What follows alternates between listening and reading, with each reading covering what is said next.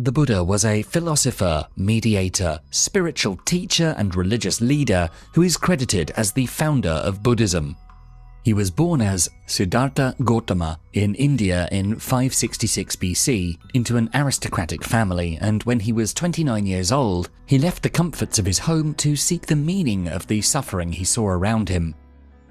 After 6 years of arduous yogic training, he abandoned the way of self-mortification and instead sat in mindful meditation beneath a Bodhi tree.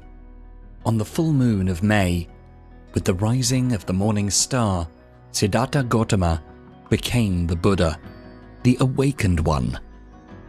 The Buddha wandered the plains of northeastern India for 45 years more, teaching the path or Dharma as he had realized in that moment. Around him developed a community of people drawn from every tribe and caste, devoted to practicing his path. Nowadays, he's worshipped by most Buddhist schools as the enlightened one, who has escaped the cycle of birth and rebirth, transcending karma. His main teachings focus on his insight into dukkha, meaning suffering, and into nirvana, which means the end of suffering. He had a huge influence not only in Asia, but all around the world. And so, here are the 10 life lessons we can learn from the Buddha. Number 1. Practice the middle way. The Buddha says, "The root of suffering is desire." Siddhartha Gautama spent the rest of his life reflecting on the 4 noble truths. 1. There is suffering. 2. The cause of suffering is our desires. 3. The solution to our suffering, then, is to release ourselves from our desires. And 4. The noble eightfold path that leads us to our release from suffering. He realized that life was far from perfect, and people often try to distract themselves from realities by seeking material attachments like wealth, fame, and honor. He had the chance to experience this firsthand, being born into a very wealthy family. Before his enlightenment, he walked out of his palace for the first time and saw the 3 harsh realities: poverty, sickness, and death. Embracing asceticism, he later tried to escape the internal sufferings by depriving himself of any material comfort and need. With this, he grew very ill and realized that his asceticism did not spare him from his desires and suffering. Hence, he tells us that we must strive for the middle way, the life between luxury and extreme poverty, a balance between overindulging and depriving ourselves of the things we desire. To practice the middle way, one must free oneself of one's desires. We must celebrate the idea of just enough and embrace a more balanced, sustainable lifestyle that embraces the pleasures of existence rather than those of consumption. Nurse Bronnie Ware, an Australian nurse who focused on caring for terminally ill people, says that one of the common regrets of a dying person is, "I wish I hadn't worked so hard." We tend to lose too much of our time chasing things that are easily disposable, getting the latest gadgets, wanting to get a new position, wanting to make 5 digits in our bank account. But after getting all of these things, we still find ourselves wanting more, or sadly, that we do not seem happy with it. When we equate our happiness with getting what we desire, we will never be happy and will suffer every day. Number 2. Adopt the right view. According to the Buddha, do not get upset with people or situations. Both are powerless without your reaction. The Buddha is asking us to adopt the right view, to be more philosophical about the opinions we hold, to become aware of what we think, and then to inquire more deeply into why we think what we think. Only then can we know if our thoughts are true, false, or confused. Our thoughts affect our daily decisions and relationships deeply, and we would make better decisions in all aspects of our lives if we were clearer about the foundations of our own thinking. The problem with us is that we tend to react quickly to things that happen around us. Stephen Covey, in his book The 7 Habits of Highly Effective People, calls this the 90-10 rule of life. Life is 10% what happens to us and 90% how we react to it. Imagine that before going to work you trip on your child's bike in the driveway. Your child runs to help you, apologizing, but instead you yell at him, say bad words enough to be heard by your wife, who storms outside and tells you to watch your mouth. You start an argument with your wife that ends up with you either missing your morning bus or almost getting in an accident for driving too fast on the road. Then, when you arrive at work 15 minutes late, you become unproductive for the day because you're still angry. Your team leader reprimands you, and because of what happened in the morning, you yell back at him. You come home with probationary suspension, a cold treatment from your family, and a sour day.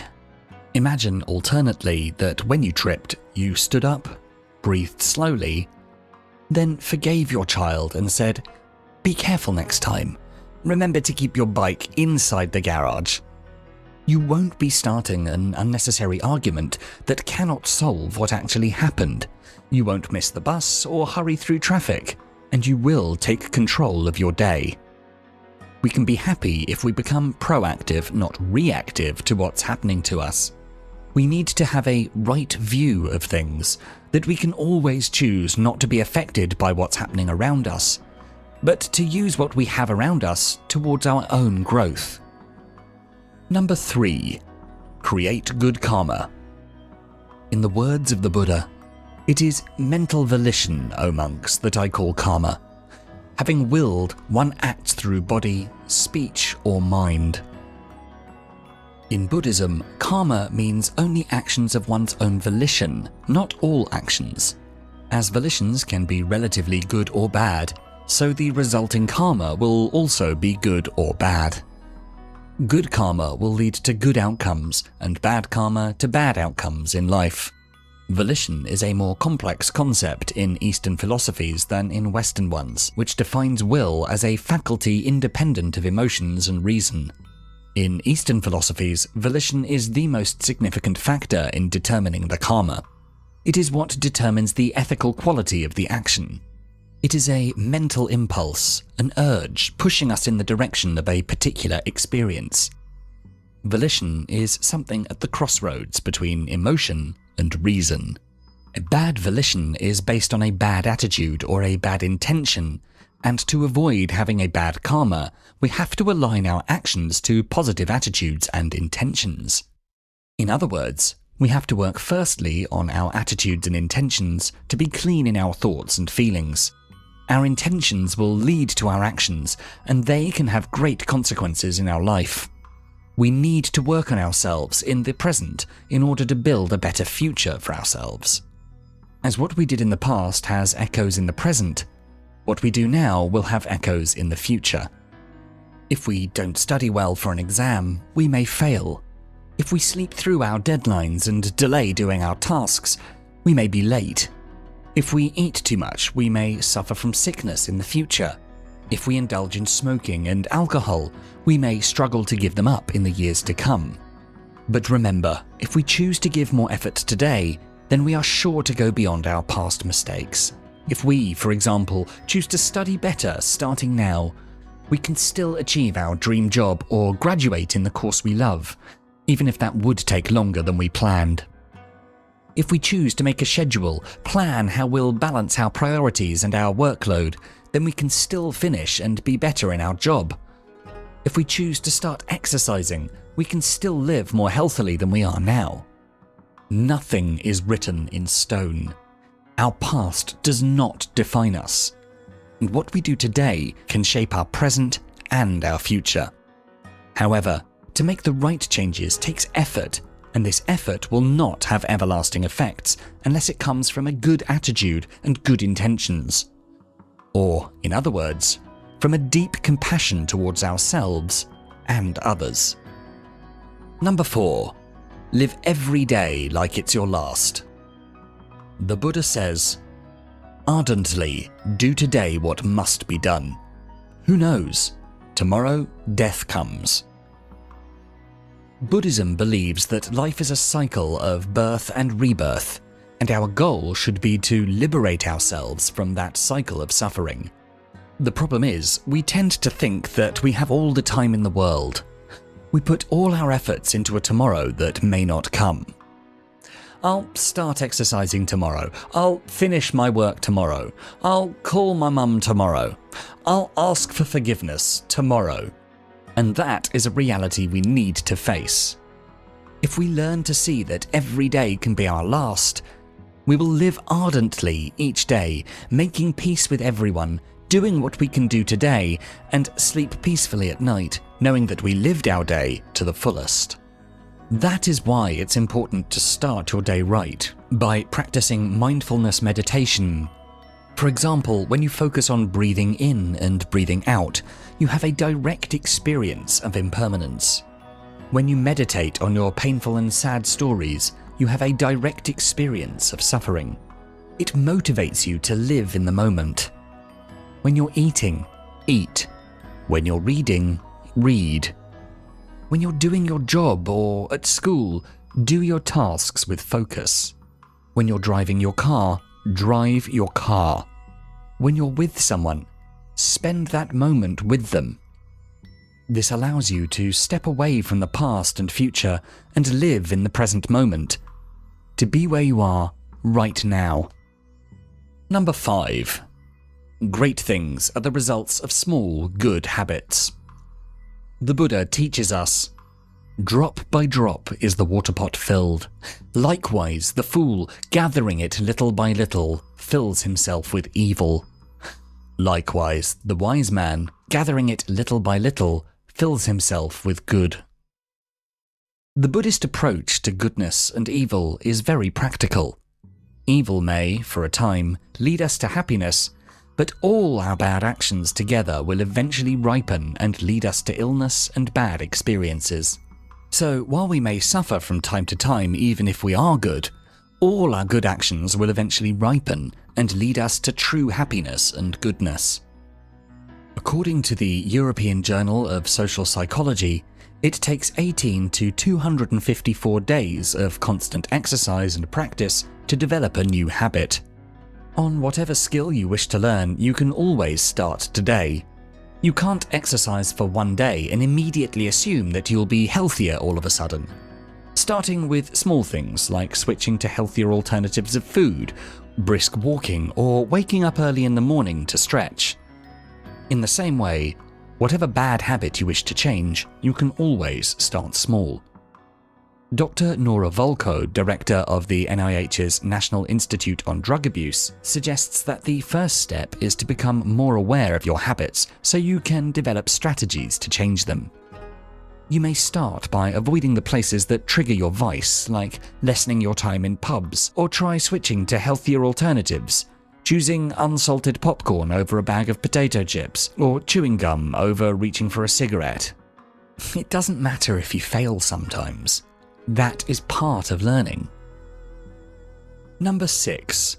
Show your wisdom in silence. The Buddha tells us, know from the rivers in clefts and in crevices, those in small channels flow noisily, the great flow silent. Whatever's not full makes noise, whatever is full is quiet.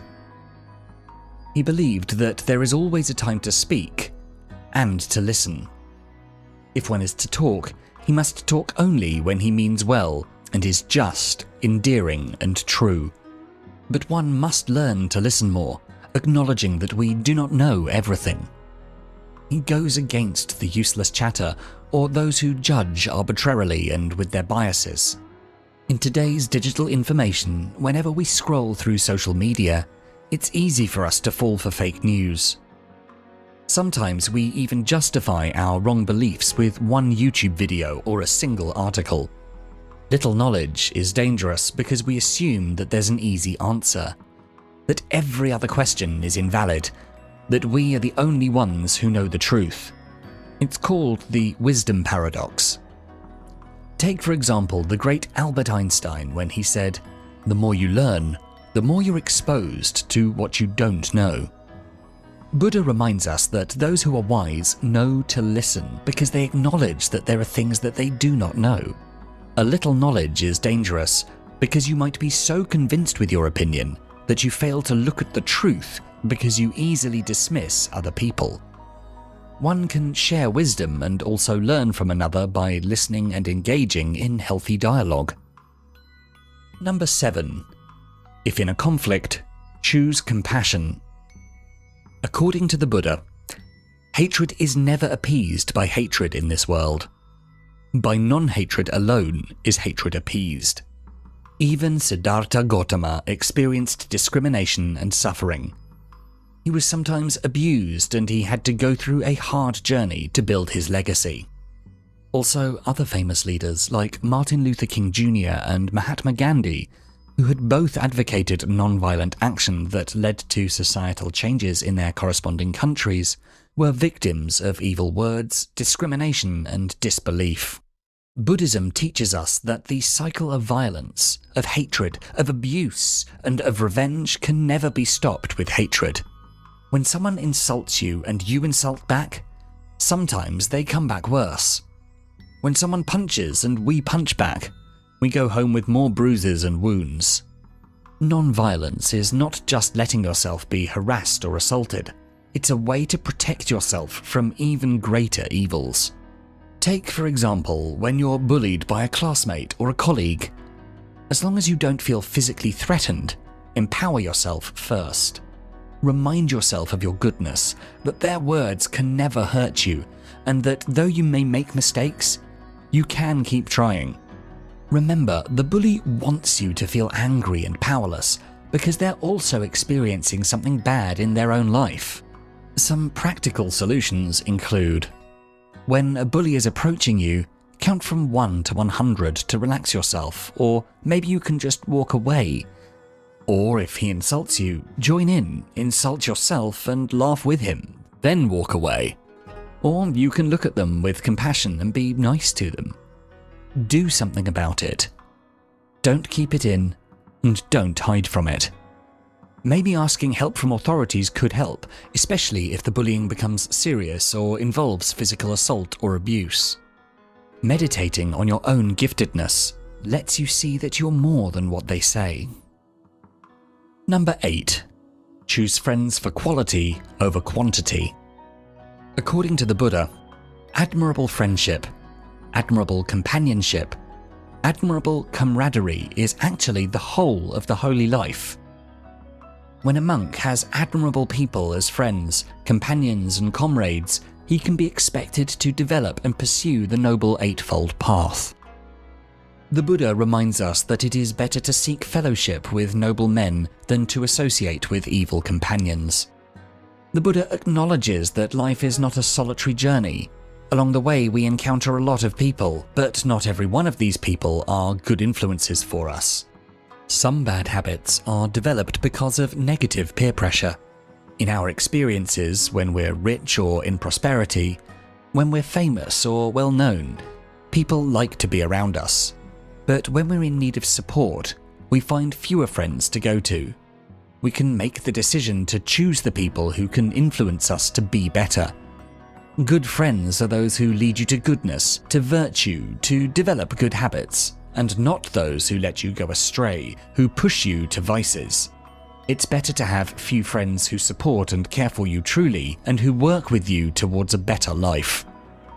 Number 9. Be generous.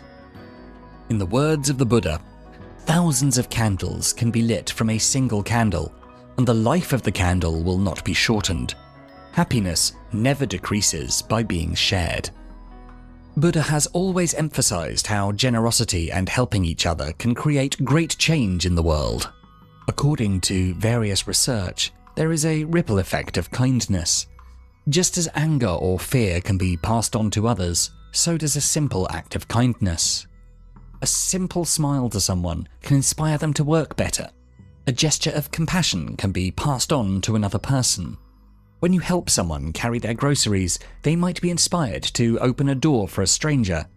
That stranger would be inspired to pass on that act of kindness by giving a lunch to a co-worker or assisting an elderly person across the street.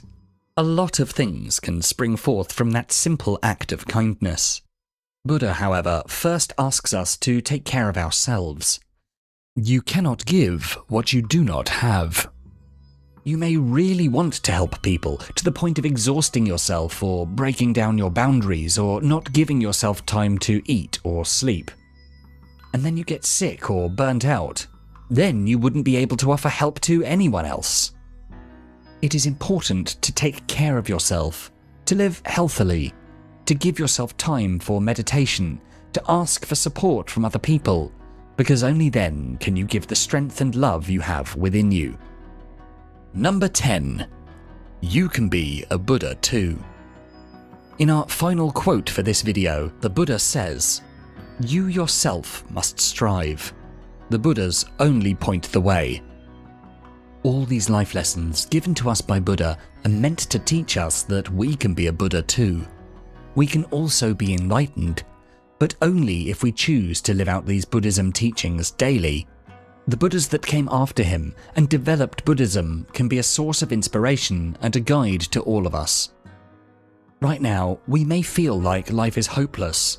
We may find ourselves in debt, unhappy in our job, having fights with our family and friends. We may feel like life is too hard on us already. Buddha reminds us that change starts with us. We should take control of our lives and not leave it up to fate or the heavens. Struggle well and do not give up easily. Each of the Noble Eightfold Path, right view, right resolve, right speech, right action, right livelihood, right effort, right mindfulness, and right concentration, is something we can start cultivating more by the habits we build. We can always read more, research more, and we hope together to achieve liberation from the life of suffering, or nirvana that the Buddha guides us to. So, if you enjoyed this video, please do make sure to check out the full Philosophies for Life channel, and for more videos to help you find success and happiness using ancient philosophical wisdom, don't forget to subscribe. Thanks so much for watching.